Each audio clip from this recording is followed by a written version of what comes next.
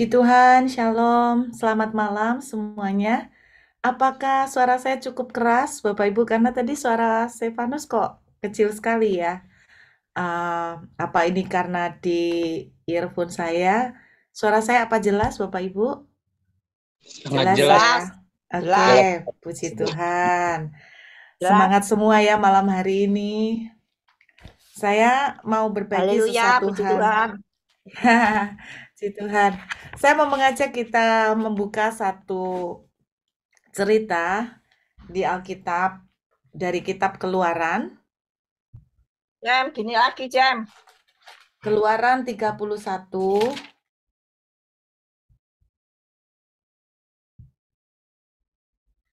Keluaran pasal yang ke-31, ayat yang pertama, Keluaran 31, ayat 1 sampai dengan ayat yang kelima.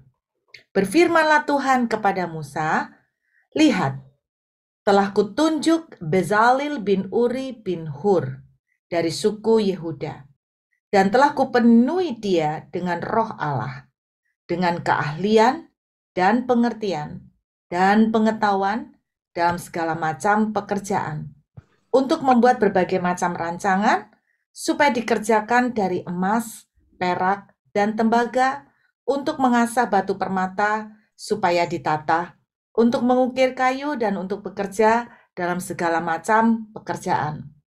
Saudara, ada satu tokoh ini yang saya sangat kagum, namanya Bezalel. Saudara, Bezalel bin Uri bin Hur, kalau saudara baca di ayat-ayat ini, ternyata multi talent, saudara. Multi talent. Dia bisa mengerjakan pekerjaan emas, perak, tembaga. Dia bisa memahat, dia bisa mengerjakan pekerjaan kayu. Jadi orang ini ya tukang kayu iya, tukang besi juga, tukang batu bata bener juga. Bahkan yang luar biasa juga ternyata dia pintar menjahit. Jadi seluruh keperluan bait Allah yang berhubungan dengan kain-kain itu semua Bezalel yang mengatur. Bahkan dia pintar menyulam. Kemudian bahkan dia pandai sekali mendesain dan membuat perhiasan. Jadi kalau menurut saya orang ini benar-benar multi talent, saudara. Dan kalau orang ini misalnya ditaruh di zaman sekarang pun, saya yakin orang ini mungkin tidak dapat pekerjaan. Saya yakin ada banyak hal yang dia bisa kerjakan.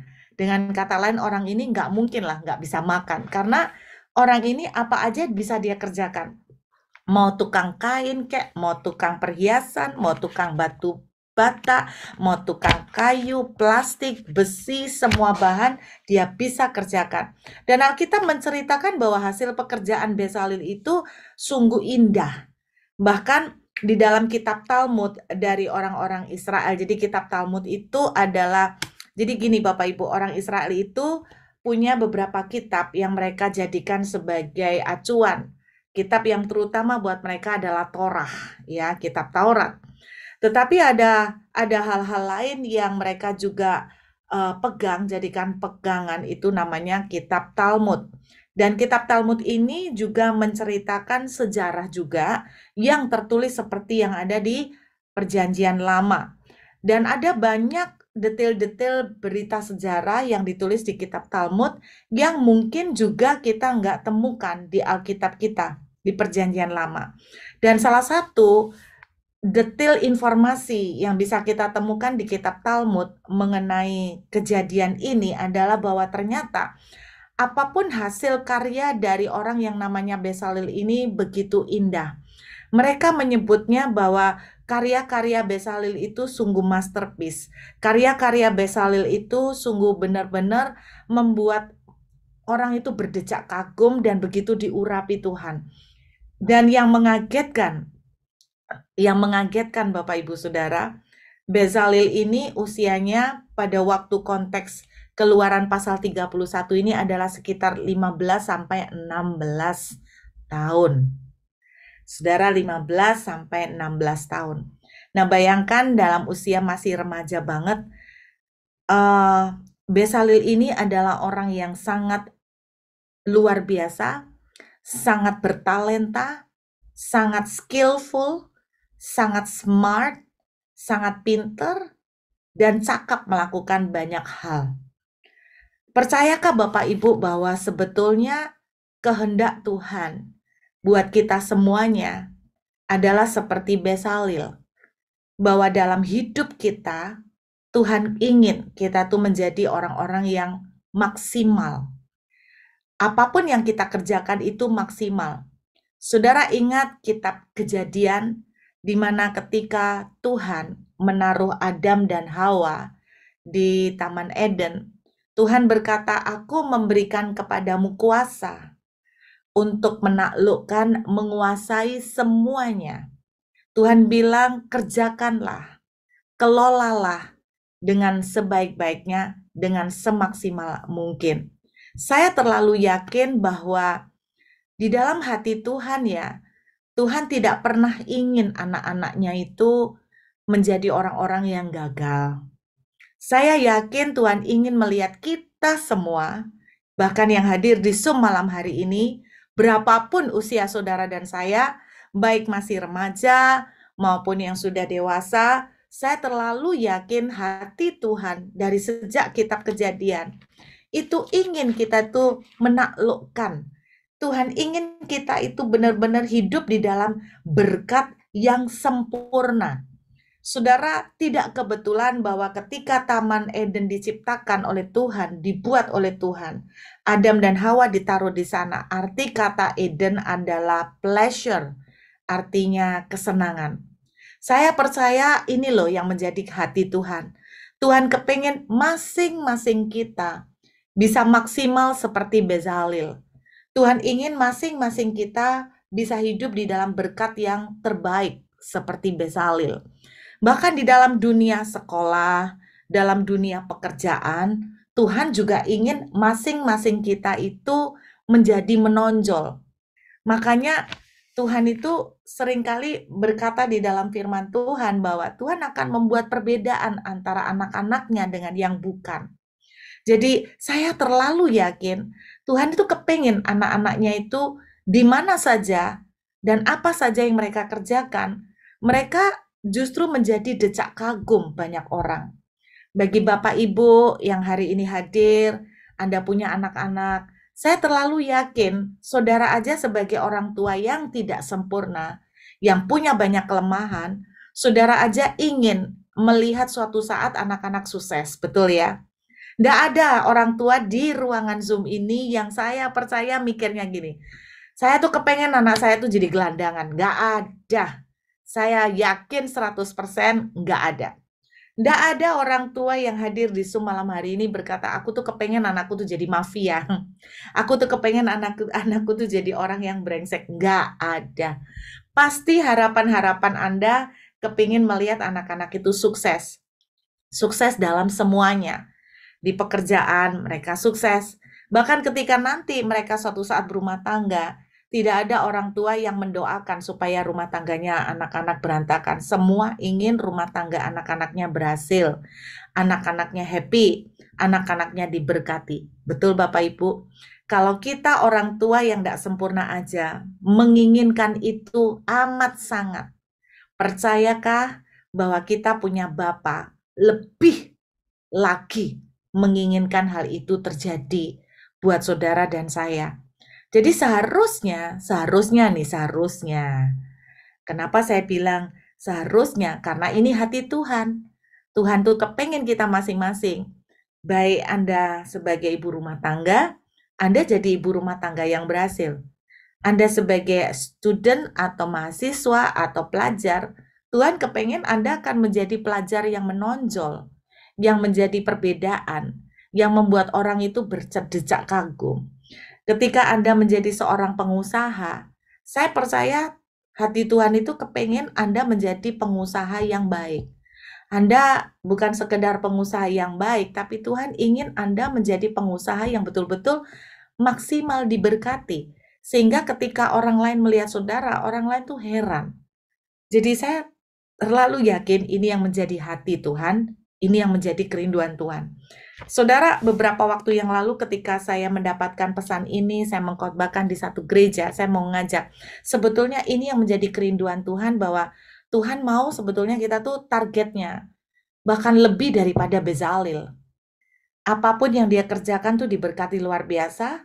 Dia betul-betul menjadi tanda ajaib di tengah-tengah orang Israel. Sampai di kitab Talmud itu dituliskan semua karyanya Bezalel itu masterpiece, nggak pernah karya yang abal-abal. Saya mau mengajak apa sih yang Tuhan umpamakan kita di mata Tuhan itu, apa yang Tuhan umpamakan. Yuk kita buka sebentar di dalam kitab Mazmur. Kitab Mazmur pasal yang ke-127.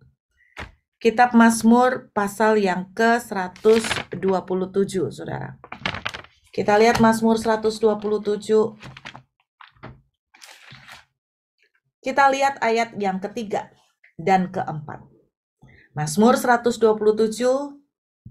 ayat yang ketiga dan ayat yang keempat. Sesungguhnya anak lelaki adalah milik pusaka daripada Tuhan, dan buah kandungan adalah suatu upah. Sebetulnya ini bukan anak lelaki, but the children, ya, anak-anak. Dan buah kandungan adalah suatu upah. Jadi kalau anak-anak berarti termasuk cowok maupun cewek. Seperti anak panah di tangan pahlawan, demikianlah anak-anak pada masa muda. Tahukah saudara bahwa Tuhan itu ternyata mengumpamakan saudara dan saya itu seperti anak panah, bukan busur ya, seperti anak panah. Tuhan itu mengumpamakan kita tuh benar-benar seperti anak panah di tangan pahlawan. Ya, saya percaya Tuhan sendiri menjadi pahlawan buat kita. Nah, tetapi yang saya mau bagikan, karena kebetulan di Joel Ministry ini banyak anak youth ya, banyak anak mudanya. Saya ingin bagikan bahwa kita semua itu sebetulnya, bahkan bagi yang sudah dewasa, bahkan yang sudah kakek nenek pun, saya mau katakan tetap tidak ada kata terlambat ya. Sebetulnya salah satu yang diumpamakan oleh Tuhan menyamakan saudara dan saya seperti anak panah di tangan pahlawan. Nah, kenapa Tuhan mengumpamakan kita seperti anak panah? Berarti Tuhan punya maksud, punya tujuan. Nah, saudara, Bezalel betul-betul kalau saya melihat, betul-betul menjadi seperti anak panah yang tajam, saudara. Bezalel itu benar-benar menjadi anak panah yang sangat tajam. Saya mau mengajak kita baca dulu satu ayat lagi di dalam Yesaya. Yesaya pasal yang ke-49 ayat yang kedua. Ini bisa lebih jelas lagi. Kita melihat bahwa Tuhan itu memang memandang kita sebetulnya seperti anak panah. Ia telah membuat mulutku sebagai pedang yang tajam dan membuat aku berlindung dalam naungan tangannya. Ia telah membuat aku menjadi anak panah yang runcing. Tuhan mengumpamakan saudara dan saya seperti domba. Tuhan juga mengumpamakan kita kadang-kadang seperti Raja Wali. Tetapi dalam contoh ini, Tuhan mengumpamakan saudara dan saya seperti anak panah yang tajam dan menyembunyikan aku dalam tabung panahnya. Nah, yang saya mau bagikan malam hari ini adalah sesuatu yang penting banget nih Bapak Ibu ya, termasuk adik-adik semuanya. Bagaimana sih supaya kita betul-betul bisa menjadi anak panah yang tajam? Saudara, kalau saya melihat masa lalu, saya mengingat masa lalu, ternyata ada beberapa hal yang berpengaruh sekali dalam kehidupan sebuah anak panah. Nah, kalau saudara dan saya diumpamakan seperti anak panah, berarti pandanglah kita seperti anak panah yang hidup. Jadi anak panahnya hidup, saudara. Bisa gerak, bisa ngomong, bisa jalan, ya kan? Nah, bagaimana supaya anak panah ini bisa tajam? Saudara, di dalam Yesaya pasal 49 ayat 2 dituliskan, engkau membuat aku seperti anak panah yang runcing. Bagaimana kita bisa menjadi anak panah yang runcing? Kalimat di dalam Yesaya pasal 2b, kalimat yang terakhir, dituliskan begini, menyembunyikan aku dalam tabung panahnya.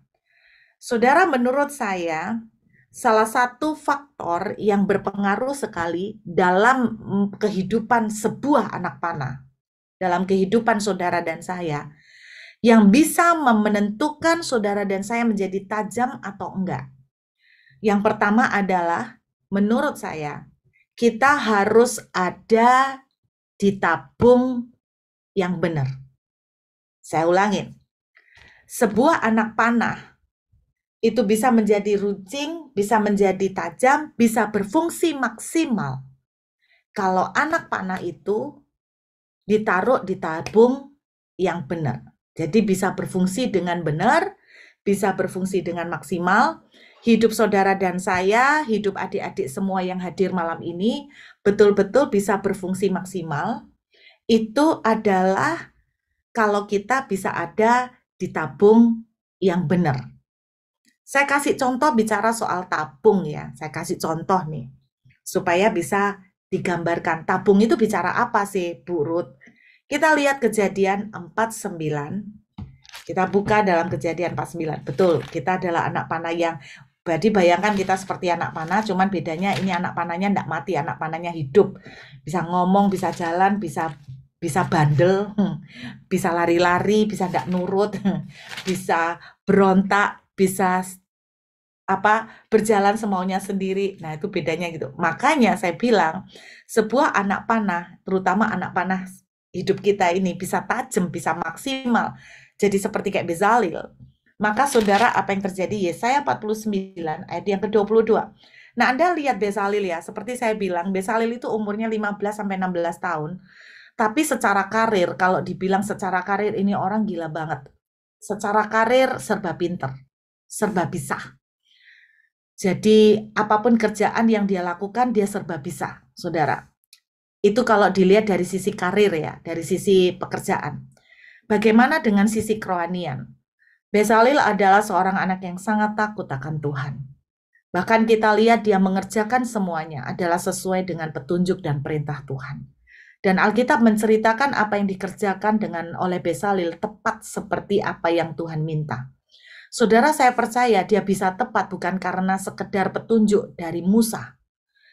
Ukurannya persis, belokannya, cekung-cekungannya, kan enggak semuanya bentuknya flat kan. Kadang-kadang mungkin ada bengkokannya, mungkin ada gelombangnya. Kalau Anda baca tentang bahan-bahan alat-alat yang ada di bait suci, itu kan ada ukiran-ukirannya.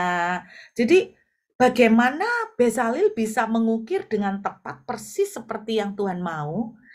Karena saya percaya begini, Musa itu enggak mungkin dia tuh nungguin Bezalel sambil ngukir. Terus Musa tuh bilang gini, bengkok, muter. Nah, diputer-puter, berkeliling-keliling. Saya percaya Musa enggak kayak gitu. Jadi bagaimana Bezalel itu bisa mengerjakan itu dengan ketepatan? Jawabannya menurut saya gini, karena Bezalel sendiri juga peka dengan Tuhan. Jadi karena Bezalel sendiri juga bisa menangkap pimpinan Tuhan. Jadi secara kerohanian, dia seorang yang anak umur 15 tahun, tapi sangat takut dengan Tuhan, sangat sungguh-sungguh hidup sesuai dengan kehendak Tuhan, benar-benar peka dengan Tuhan. Itu Bezalel. Nah, namanya orang tua, pasti kepengen dong anak-anak kita bukan cuman berhasil secara karir ya, tapi kepengen anak-anak kita itu karakternya benar-benar bagus. Dan kepengen anak-anak kita itu benar-benar punya takut akan Tuhan. Betul ya Bapak Ibu? Ini sebagai orang tua. Dan sebagai anak-anak muda, sebagai remaja-remaja, adik-adik yang hadir pada malam hari ini, pasti dalam pikiran kalian kepengen dong suatu saat jadi orang yang berhasil ya. Kalian kepengen suatu saat jadi orang yang bisa banggain orang tua dan bisa ngebahagiain papa dan mama. Saya percaya itu pasti kalian punya. Karena dulu saya juga punya impian seperti itu. Saya kepengen jadi orang yang sukses. Saya kepengen jadi orang yang benar-benar bisa berbeda dari yang lain. Dan bagaimana kita bisa berbeda dari yang lain seperti Bezalel? Yang pertama, saudara, saya mau bicara bahwa ini penting sekali bahwa kita sebagai anak panah harus ada di tabung yang pas, di tabung yang benar, di tabung yang tepat. Saya kasih contoh nih Kejadian 49 ya.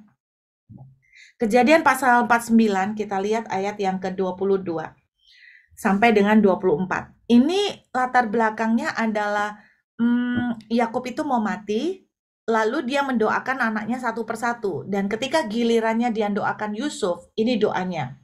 Dia bilang begini, Yusuf adalah seperti pohon buah-buahan yang muda. Pohon buah-buahan yang muda pada mata air, dahan-dahannya naik mengatasi tembok.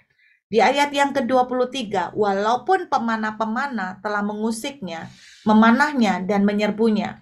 Saudara bisa bayangin nggak? Pemana-pemana menyerbunya, menyerang dia. Jadi ini bicara tentang Yusuf itu dalam hidupnya juga disakitin orang, ya kan? Di ayat 24 dituliskan, namun panah siapa? Panahnya Yusuf. Jadi ternyata Yusuf sendiri juga punya panah, kan itu diceritakan di sini. Tetap kokoh dan lengan tangannya tinggal kuat oleh pertolongan yang maha kuat pelindung Yakub oleh sebab gembalanya gunung batu Israel. Nah, ini ada sedikit terjemahan bahasa Indonesia yang kurang pas, saudara. Terjemahannya sebetulnya gini, namun panahnya Yusuf tetap tinggal di tabungnya. Saudara bisa bayangin nggak kalau ada pemanah yang menyerang Yusuf, dan Yusuf sendiri punya panah, tapi Alkitab menuliskan anak panahnya tetap tinggal di tabungnya. Berarti apa, saudara? Berarti anak panahnya nggak dipakai, betul nggak? Setuju nggak?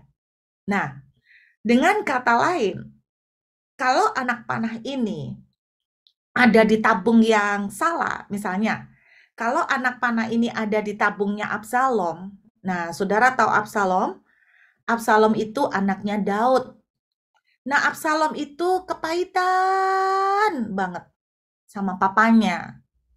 Nah, saya percaya kalau anak panah itu ada di tabungnya Absalom, pasti beda sama anak panah yang di tabungnya Yusuf. Kira-kira bedanya di mana? Kalau anak panah itu di tabungnya Absalom, pasti langsung segera dikeluarkan sama Absalom, dipakai untuk nembak papanya. Itu Absalom. Tapi ternyata Yusuf itu beda. Anak panahnya nggak dikeluarin untuk bales. Berarti gini, anak panah ini kalau ada di tabung yang salah, wah bisa ikut runyam. Bisa hasilnya mencelakakan. Bisa hasilnya jelek. Apa artinya tabung? Tabung, salah satu pengertiannya bisa bicara tentang orang-orang yang ada di sekeliling kalian. Orang-orang yang kalian paling sering bergaul. Orang-orang sekitar kita yang paling sering kita itu bercengkrama, paling sering chatting dengan kita. Orang-orang di sekeliling kita di mana kita banyak bergaul dengan mereka. Itu tabung. Jadi itu bicara tentang tabung. Makanya di Alkitab ada ayat kan yang bunyinya begini. Pergaulan yang buruk akan merusakkan kebiasaan yang baik. Nah, kalau kita itu sering ada di tabung sekeliling orang-orang yang misalnya nih suka ngerokok, maka lambat laun pertahanan kita bisa rontok juga. Kita bisa jadi mulai berpikir, nggak apa-apa sih ngerokok, it's okay sih. Yang penting kan hati, gitu kan. Yang penting hati. Mana ayat tentang merokok kan nggak ada. Jadi pergaulan orang-orang yang ada di sekeliling kita itu termasuk teman, termasuk orang tua, termasuk saudara-saudara seiman di gereja, termasuk gereja, termasuk komunitas di mana kita gabung. Misalnya klub-klub, ya klub-klub. Pokoknya tempat atau komunitas di mana kita paling sering bergaul. Kalau cuman datang satu kali dalam setahun itu bukan tabung, saudara. Tabung itu tempat untuk anak panah itu diam cukup lama ya. Jadi kalau sampai pergaulan di sekeliling kita itu buruk, maka kita itu juga akan terpengaruh. Saya kasih contoh, kalau sekeliling kita itu banyak orang yang sukanya ngomel, maka cepat atau lambat kita akan jadi suka ngomel. Nah, saya tuh memperhatikan di sini ketika teman-temannya anak-anak saya itu, nah di sini tuh ada bahayanya juga itu gini. Orang di sini tuh kadang-kadang memaki itu pakai huruf F itu ya, saya nggak mau sebut memaki pakai huruf F bahasa Inggrisnya. Itu kan buat orang-orang di sini itu sudah biasa. Nah, ternyata saya memperhatikan ada orang-orang yang terlalu sering mendengar itu dan akhirnya menjadi biasa. Tadinya bilang, ah kok ngomong gitu sih? Ah, itu kan miso, itu kan maki. Dan saya melihat akhirnya standar itu tambah lama tambah turun, akhirnya mereka menganggap itu biasa dan mereka juga menyebutkan huruf F itu, saudara. Dan itu yang terjadi. Dan contoh yang lain misalnya gini nih, tentang kepengen jadi dokter. Kenapa ya anak saya itu dulu awal mulanya kok kepengen banget jadi dokter?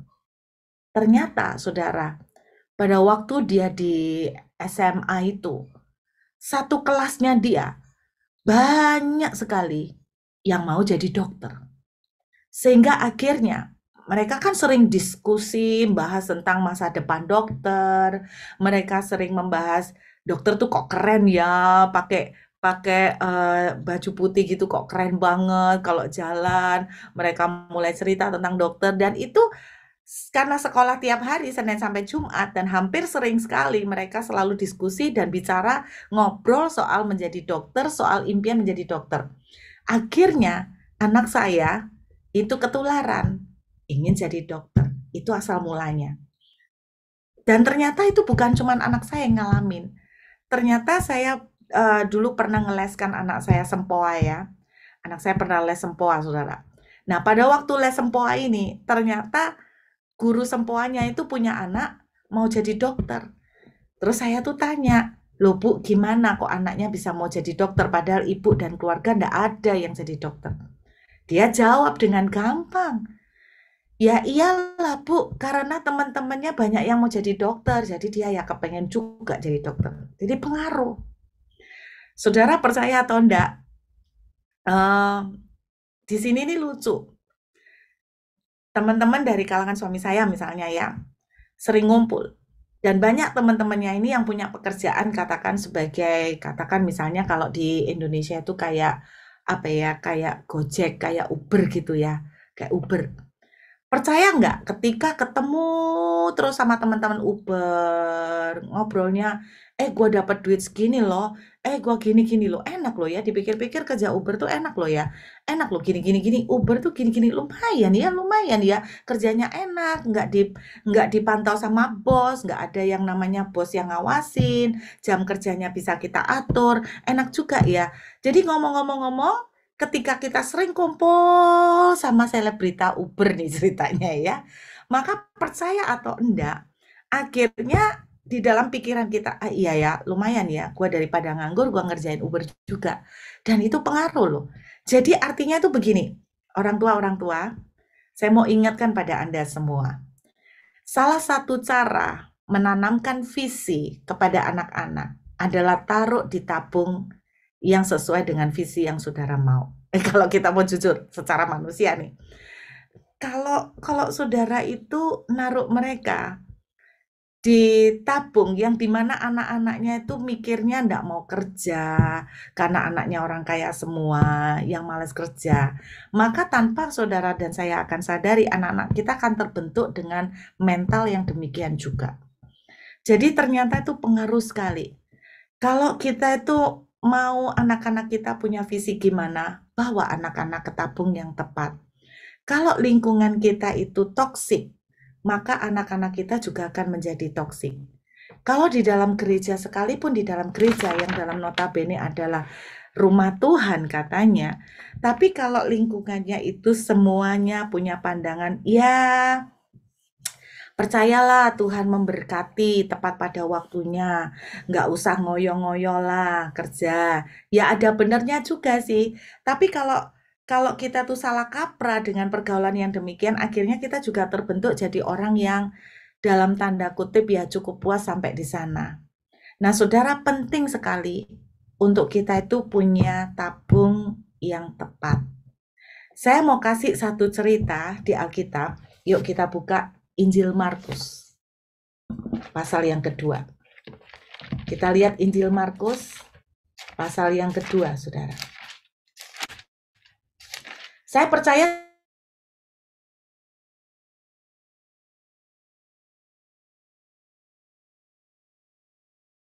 cerita ini tidak asing buat Anda, orang lumpuh itu rumah. Ayat pertama ya, kemudian sudah lewat beberapa hari waktu Yesus datang lagi ke Kapernaum, tersiarlah kabar bahwa ia ada di rumah. Maka datanglah orang berkerumun sehingga tidak ada lagi tempat, bahkan di muka pintu pun tidak. Sementara ia memberitakan firman kepada mereka. Perhatikan ayat 3, saudara, ayat 3. Ada orang-orang datang membawa kepadanya seorang lumpuh, digotong oleh 4 orang. Tetapi mereka tidak dapat membawanya kepadanya karena orang banyak itu, lalu mereka membuka atap yang di atasnya. Sesudah terbuka, mereka menurunkan tilam tempat orang lumpuh itu terbaring. Perhatikan ayat 5. Ketika Yesus melihat iman mereka, bukan iman orang lumpuh, iman mereka. Saudara, saya mau ajak kita berimajinasi. Bayangkan, waktu Yesus lewat di Kapernaum, orang lumpuh ini mendengar bahwa Yesus lewat. Tapi dia putus asa. Dia cuma berkata dalam hatinya, ya, biarpun Yesus lewat, tapi apa gunanya? Aku tidak bisa ketemu Yesus. Aku lumpuh. Ini pasti pandangan orang lumpuh ini. Karena Alkitab menceritakan tidak dijelaskan keluarganya di mana.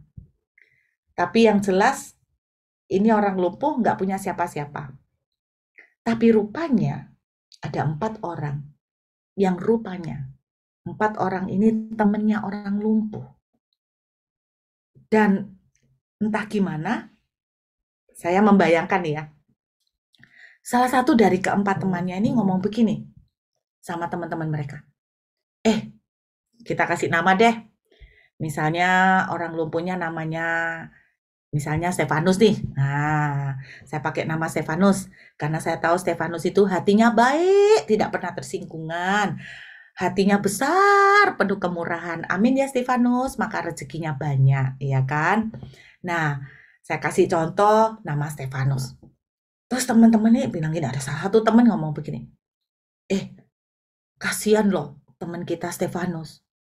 Ini ada Yesus loh. Ada Yesus datang. Kita tahu kan, Yesus ini bisa sembuhkan orang sakit. Ini kasihan loh teman kita. Yuk gimana yuk? Bantu dong. Kita bawa Stefanus ketemu Yesus. Wah, ketiga temannya sepakat. Ya, kasihan sudah berapa tahun Stefanus itu lumpuh. Ya yuk kita bawa yuk. Mereka datang kepada Stefanus. Stefanus, ada kabar gembira, Yesus datang. Stefanus bilang, iya aku tahu. Tapi ya gimana lagi, aku nggak bisa apa-apa. Tenang bro, tenang. Kita yang bantu, oke? Kamu diam aja dah. Mereka siapkan tilam, mereka gotong Stefanus. Sampai ke tempat depan rumah di mana Yesus khotbah. Mereka shock. Ya ampun, padat banget. Penuh. Lalu mereka berempat kasak kusuk. Gimana nih, Stefanus waktu lihat padat, udah putus asa, langsung hatinya down. Langsung semangatnya hilang. Terus teman-teman rundingan. Gimana nih? Ada yang punya ide nggak? Si A bilang, gimana? Kita teriak aja dah. Yesus, tolong nih, ada yang lebih urgent Yesus. Apa kita teriak gitu? Lalu si B jawab, kayaknya tetap kalah keras lu. Lihat tuh orang-orang pada teriak semua juga minta disembuhkan. Gak bisa, gak akan kedengeran. Mereka bilang begitu. Terus tiba-tiba ada satu teman yang bilang gini, gua punya ide. Ide apa lu? Gimana kalau kita naik ke atap? Kita bobol atapnya. Terus 3 temannya bilang gini, ngawur lu, ngawur. Masa rumahnya orang kamu bobol? Kamu bisa digugat nanti. Kamu bisa kamu bisa dituntut. Terus temannya bilang begini, ya gimana lagi? nggak ada jalan. Kasihan, dia lumpuh bertahun-tahun. Ya udahlah, kalau kita nanti dituntut, ya udahlah. Kita lihat nanti aja, nggak usah dipikir sekarang. Kalau kita dipikir sekarang pusing. Nanti kita perbaikin lagi. Kita gimana deh? Kita perbaikin lagi lah nanti. Pokoknya kita bantu dulu Stefanus. Akhirnya mereka, gimana? Iya nih kasihan loh, dia udah berapa tahun. Oke deh, kita sepakat deh. Mereka naik, mereka bobol itu atap beton. Mereka jebol. Saya enggak tahu mereka pakai alat apa ya Bapak Ibu untuk jebol, untuk ngelubangin. Saya bayangin waktu mereka ngelubangin, langsung lubang, langsung jatuh di depan Yesus, mungkin Yesus melongo.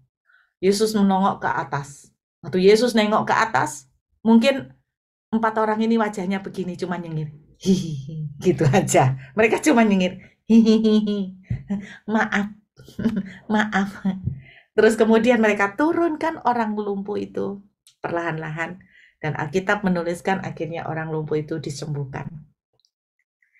Saya mau ingatkan pada saudara, mujizat terbesar menurut saya nih ya, yang dialami oleh orang lumpuh ini, bukan karena dia lumpuh dan berjalan, menurut saya. Tapi mujizat terbesar yang dialami oleh orang lumpuh ini adalah karena dia punya 4 orang teman yang luar biasa. Anda lihat, bayangkan, katakan dia lumpuh 12 tahun misalnya.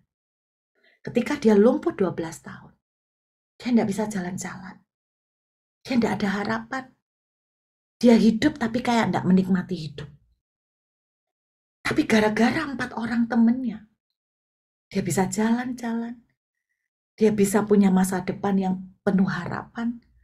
Dia bisa sekolah. Mungkin orang lumpuh ini muda banget umurnya.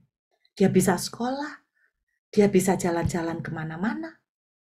Bahkan saya membayangkan, kalau orang-orang 4 ini ternyata teman-temannya orang lumpuh ini lebih tua dari dia, orang-orang 4 orang ini mati duluan, orang lumpuh ini masih hidup, masih menjalani kehidupannya. Semua berkat jasa siapa? Semua berkat jasa 4 orang ini. Saudara, bayangkan, orang lumpuh ini dikelilingi oleh orang-orang yang tepat, yang membangun dia. Bukan cuma bangun, memberikan harapan.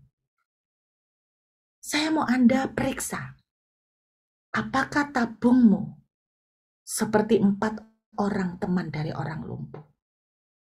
Apakah sekelilingmu itu adalah orang-orang yang selalu memotivasi engkau, memberikan pengharapan, menguatkan imanmu, atau mereka orang-orang yang cuman memanfaatkan kamu,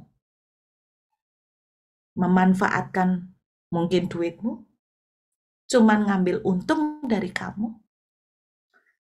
Kata orang gini, ada uang, sayang. Kalau enggak ada uang, enggak sayang. Saudara, saya percaya dalam hidup, terutama mungkin bukan yang anak-anak remaja, tapi mungkin orang-orang tua, saya yakin pasti kita pernah ketemu orang yang dalam tanda kutip cuman hadir buat manfaatin kita. Dia dekat dengan kita karena kita bisa memberikan banyak fasilitas dan keuntungan buat dia. Saudara, ada orang bilang begini, waktu kita senang, teman-teman tahu siapa kita.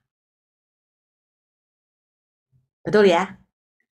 Waktu kita senang, teman-teman tahu siapa kita. Tapi waktu kita susah, kita tahu siapa teman-teman kita.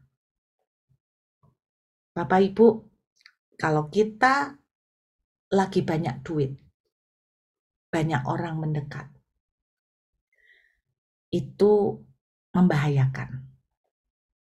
Tapi ketika saudara tidak punya apa-apa, orang-orang yang tetap di sekeliling saudara, yang memotivasi, yang menguatkan, bahkan mereka tidak tanggung-tanggung bisa rela korban seperti 4 orang lumpuh ini. Anda tidak pernah mikir kah? 4 orang lumpuh ini bisa dituntut, 4 orang yang gotong ini bisa dituntut loh sama yang punya rumah kan? Supaya bayar ganti kerugian. Pernahkah Anda berpikir bahwa mereka mengambil risiko? Jadi menurut saya, harta yang mahal, berkat yang luar biasa yang dimiliki oleh orang lumpuh ini, bukan kesembuhannya, tetapi keempat, temannya. Miliki tabung yang benar. Kalau, mohon maaf, kalau sekelilingmu cuman kerjanya bikin kamu down, mengintimidasi, saudara, kita harus mengasihi semua orang. Tetapi bukan berarti kita harus berada di semua tabung. Bisa nangkep ya Bapak Ibu? Kita harus mengasihi semua orang. Tetapi bukan berarti kita harus menghadirkan diri di semua tabung. Bu, jahat dong, milih-milih. Yesus juga milih. Kalau Anda lihat, Yesus juga milih. Kalau Anda lihat, Yesus ada beberapa lingkaran lapisan.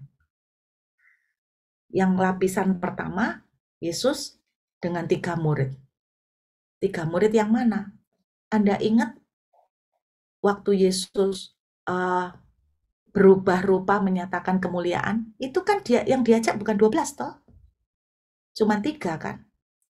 Nah, di dalam 3 masih ada lagi yang lebih dekat lagi. Di antara 3 ini Yesus paling dekat sama Yohanes. Nah, di luar 3 ada 12. Di luar 12 itu ada 40. Di luar 40 yang ramai kerumunan.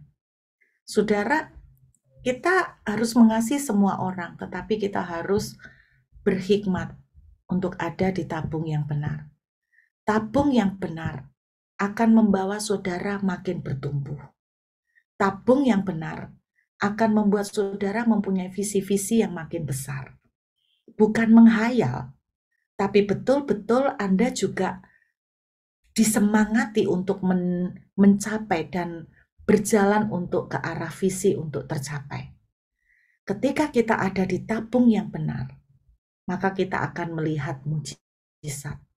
Yang saya mau ingatkan pada saudara malam hari ini, mari periksa tabung di mana saudara berada. Apakah tabung itu justru menjadikan saudara itu dalam tanda kutip makin down, makin merosot, bukan makin bertumbuh. Dan saudara, apakah dengan tabung itu saudara makin visinya itu makin mengecil, bukan makin gede. Orang itu katanya harus, lingkarannya itu harus makin besar ya, katanya begitu. Saudara, saya ingat sebuah cerita kisah nyata dari seorang sopir, yang sopir ini ikut dengan seorang pengusaha. Dan pengusaha ini orang Singapura, kaya sekali. Dan ketika sopir ini tiba waktunya pensiun, sang pengusaha itu mengasihi sopir pribadinya dan dia sudah menyiapkan istilahnya pesangon yang gede banget, melebihi dari sopir-sopir normal. Dan ketika bosnya menyiapkan pesangon sejumlah uang, sopirnya menolak. Bosnya kaget, wih sombong banget nih sopir. Pasangan yang tak kasih apa kurang gede? Sudah segede ini kok masih ditolak. Saudara, dia ngomong begini, Pak jangan salah paham, saya bukan arogan, saya bukan sombong karena menolak. Tetapi dia bilang begini, saya ini selama mengikut kerja sebagai sopir bapak, saya terus terang, saya sudah bisa mengumpulkan tabungan. Dan dia menyebutkan sebuah jumlah tabungan yang dia punya. Dan bosnya ini kagetnya minta ampun. Karena tabungan yang dia simpan itu gila banget. Sudah sebetulnya menjadikan sopirnya ini bukan sopir lagi, tapi sudah menjadikan dia orang kaya karena tabungannya gede banget, miliar. Terus sopirnya ini ditanya, loh kamu kok bisa dapat tabungan sebanyak itu? Dari mana? Dia bilang begini Pak, selama saya menyopir buat Bapak, saya kan dengar Bapak ngobrol di telepon. Bapak bicara tentang saham, Bapak bilang beli saham ini, jual saham ini. Ketika saya mendengar percakapan Bapak, terus terang, saya meniru apa yang Bapak bicarakan di telepon. Dan hasilnya ini, Pak. Saudara, waktu saya dengar cerita ini, betul ya. Kalau kita ada di tabung yang benar, bukan cuman, saya percaya begini, bukan cuman kita bicara tentang karakter, pasti akan membuat kita bertumbuh. Tapi saya juga melihat bahwa ketika kita ada di tabung yang benar, maka kita juga akan mengalami pertumbuhan visi. Visi kita itu tidak gitu-gitu tok, gitu lah, saudara. Saudara, mungkin next time perlu bicara ya tentang visi, antara visi dan ambisi. Tapi kita bisa melihat bahwa saya ngomong di sekumpulan anak-anak muda, mereka tuh bertanya gini, Tante, kalau saya tuh punya visi, apakah tidak terkesan seperti berambisi? Jadi kadang-kadang kita tuh merasa takut untuk punya visi yang besar, karena kita merasa bersalah kalau kita punya ambisi. Nah, saudara, saya terlalu percaya, Yesus sendiri berkata begini, jikalau kamu percaya kepadaku, kamu akan melakukan hal-hal yang besar, bahkan yang lebih besar daripada apa yang aku lakukan. Jadi jelas sekali, Tuhan ingin dan Tuhan rindu kita mempunyai visi yang setinggi mungkin. Bung Karno pernah bilang gini, bermimpilah setinggi bintang di langit. Karena kalau kamu jatuh, kamu masih jatuh di antara awan-awan. Jadi saudara, kalau kita bergaul dengan tabung yang pas, visi kita juga akan berkembang. Visi kita juga akan, istilahnya juga akan bertumbuh. Saya mengenal satu anak ini orang kaya. Jadi anak ini orang kaya, dan papanya punya satu prinsip. Karena dia anak perempuan, papanya itu punya prinsip begini, saudara. Anak perempuan tidak perlu kerja. Papanya punya prinsip begitu. Jadi nanti yang kerja itu suaminya. Jadi kalau kamu mau hidup enak, kamu harus cari suami yang tajir. Jadi itu prinsip yang diajarkan oleh papanya. Maka sekali lagi Bapak Ibu, Anda sebagai orang tua, Anda adalah tabung. Biarlah Anda menjadi tabung yang tepat buat anak-anak, sehingga anak-anak itu betul-betul bertumbuh seperti yang Tuhan mau. Dan saya geleng-geleng kepala ketika mendengar prinsip dari papanya, dan ketika dia mendengar anak saya cerita impiannya. Anak saya cerita bahwa anak saya mau jadi dokter, begini-begini, lalu dia akan membuat begini, dia akan bikin seperti ini, begini-begini. Anda tahu, langsung orang ini ngomong begini, Burut ngapain? Kamu itu nyuruh anakmu itu kok punya, apa istilahnya tuh punya impian, punya visi kok terlalu gede. Nggak usah, cewek itu nggak perlu kayak gitu. Sudah, itu yang cari duit yang banyak itu tanggung jawab suami. Dia bilang begitu. Nah, itu seperti apa tabungnya? Demikian juga anaknya terbentuk seperti itu. Akhirnya saya mengenal anak perempuan ini, ya memang nggak mau kerja, Bapak Ibu. Nggak mau kerja. Dan yang dia lakukan, dia kalau cari cowok itu selalu yang pertama kali dilihat cowok yang tajir. Nah, dan dua kriteria yang dia cari dari seorang cowok, ganteng dan tajir, gitu loh. Jadi saya sempat guyonan nih sama Jupri, saya sempat kasih fotonya Jupri ke dia, langsung nggak dilihat Bapak Ibu. Padahal Jupri itu ganteng loh ya. Cuman nggak tahu dia tahu dari mana Jupri tajir atau enggak. Cuman waktu saya tunjukkan fotonya ke dia, nggak dilihat sama sekali Bapak Ibu, langsung ini loh kamu tak kenalin ya, anaknya baik. cinta Tuhan, sungguhan wis. Kamu lek sama anak ini, wis anak ini sabar, setianya luar biasa. Oh, saya kan namanya promo Jupri ya pasti yang bagus-bagus kan. Sudah promo sampai melet-melet Bapak Ibu, sampai muruh-muruh. Saya kasih lihat, saya bilang sama Jupri, Jup, aku minta fotomu, Jup. Terus dia ngomong, yang mana sih aku enggak pernah foto. Dia kasih fotonya yang sama. Jup, ini fotomu zaman jadul, gak ada sing lebih ganteng titik tak gitu loh. Jadi dia kasih fotonya, saya kirim ke anaknya, saya tunjukkan langsung di depan saya. Nih loh, areke baik, sungguhan. Ini ojo lihat foto nih, karena areke aslinya lebih ganteng. Ini fotonya dek, ini tahun piro gitu loh. Ini masih gemuk dek. Sekarang dek langsing. Oh dek badannya gede kayak bintang film Lee Min Ho. Saya udah ngomong kayak gitu loh Bapak Ibu. Promonya saya kurang apa? Kecap sudah nomor 1 di atas nomor 1. Dia lihat fotonya gini. Oh ya tak Bu Ruth. Udah ditaruh gitu tok handphone saya. Ya ampun. Tapi satu saat yang lain saya kasih foto dan saya tuh bilang, saya enggak bisa ngomong, "Oh, Jupri ini seorang CEO gini apa akan saya bujuk." Dan saya cuma ngomong dia cinta Tuhan, dia setia, dia baik dan saya enggak bohong soal itu. Tapi saya enggak bisa bohong soal Jupri ini CEO, Jupri ini konglomerat karena kan belum jadi konglomerat. Saya kasih contoh foto lain. Ada contoh foto lain. Kalau ini gimana? Ini sebelum lihat fotonya, saya tak terangin dulu. Ini orang ganteng, memang ganteng. Dan kalau ke gereja sih dia ya ke gereja setiap minggu, tapi soal cinta Tuhan aku enggak tahu ya.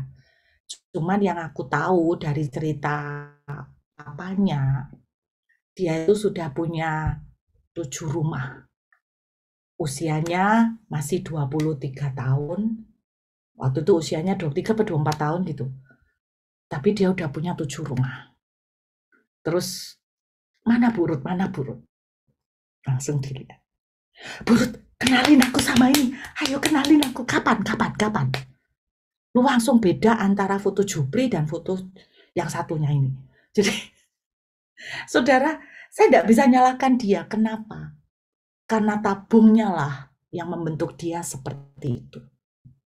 Tabungnya memberikan visi bahwa seorang perempuan, lu nggak perlu kerja, tapi suamimu cari osing enak, gitu kan. Jadi tabung itu pengaruh sekali.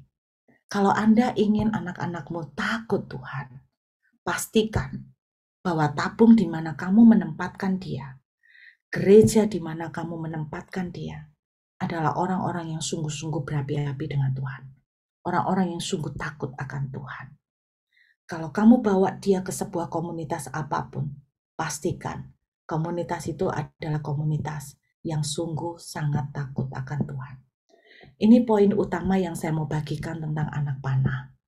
Bagaimana anak panah itu menjadi tajam. Anak panah itu akan menjadi tajam juga ketika dipengaruhi oleh tabung di mana dia diletakkan. Amin, saudara. Saya berdoa orang tua yang ada di tempat ini, Anda pastikan untuk menempatkan anak-anak di tabung yang tepat. Anak panah bicara banyak hal, saudara. Kalau kita mau telusuri lebih jauh, poin yang lain bagaimana anak panah bisa menjadi tajam adalah pemrosesan. Stiknya harus diasah, bulunya harus diguntingin, dan itu semua adalah bicara tentang pembentukan. Tetapi sekali lagi yang paling penting yang saya ingin dahulukan malam ini adalah bahwa anak panah itu dipengaruhi sekali dengan tabung di mana dia diletakkan.